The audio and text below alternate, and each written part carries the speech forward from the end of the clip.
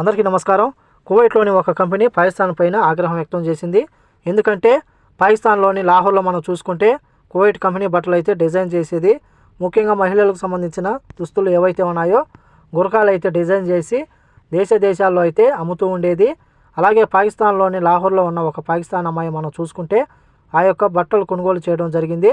బట్టలను కొనుగోలు చేసినప్పుడు ఆమె ధరించినప్పుడు అరబిక్లో మనం చూసుకుంటే కొన్ని అక్షరాలు అయితే ఆ యొక్క కంపెనీ రాయడం జరిగింది.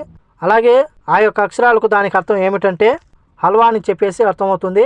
అరబిక్లోని అక్షరాలని కలిపితే హల్వా అని అర్థం వస్తుంది. కానీ ఈ యొక్క అరబిక్ తెలియని కొంతమంది పాకిస్తానీలు ఎవరైతే ఉన్నారో ఆ యొక్క అమ్మాయి ధరించిన డ్రెస్ ఏదైతే ఉందో ఆ యొక్క డ్రెస్సును చూసి దైవదూషణ చేస్తూ ఉందని చెప్పి ఆమెకు మరణ శిక్ష పడాలని చెప్పి ఆమెను వెంబడించడం జరిగింది. వీధిని తిరుగుతూ నిన్ను చంపి వేస్తామని చెప్పి కొంతమంది పాకిస్తానీలు ఆమెను తరమడం జరిగింది. వెంటనే ఆ యొక్క అమ్మాయి విషారు పడి అక్కడి నుంచి పారిపోయి పోలీస్ స్టేషన్కు వెళ్ళడం జరిగింది.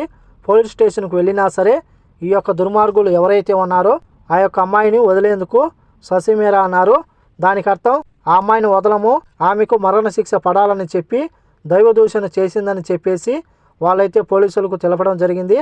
అలాగే ఆ యొక్క అమ్మాయి అదృష్టం ఏంటంటే అక్కడ పోలీస్ స్టేషన్లో పనిచేస్తూ ఉన్న ఒక పోలీస్ అధికారికి మనం చూసుకుంటే అతనికి అరబిక్ అక్షరాలు చదవడం వచ్చు కాబట్టి అతనైతే చదివి వినిపించడం జరిగింది.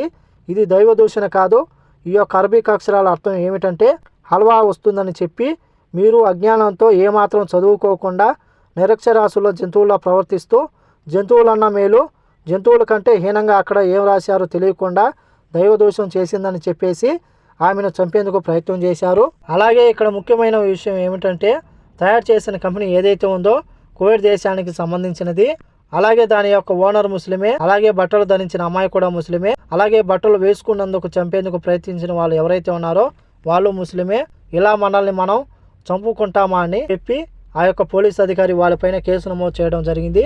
దీనికి ముఖ్యమైన కారణం ఏమిటంటే పాకిస్తాన్లో ఉన్న చాలామంది చదువుకోకుండా కేవలం మతం పేరుతో ఇలా చేయడం ఇటువంటి జరుగుతూ ఉన్నాయని చెప్పి కువైట్లో ఉన్న కంపెనీ ఆగ్రహం వ్యక్తం చేయడం జరిగింది.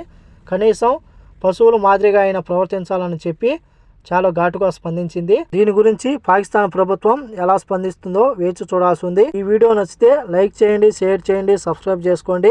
నెక్స్ట్ వీడియోలో మళ్ళీ కలుద్దాం. జై హింద్.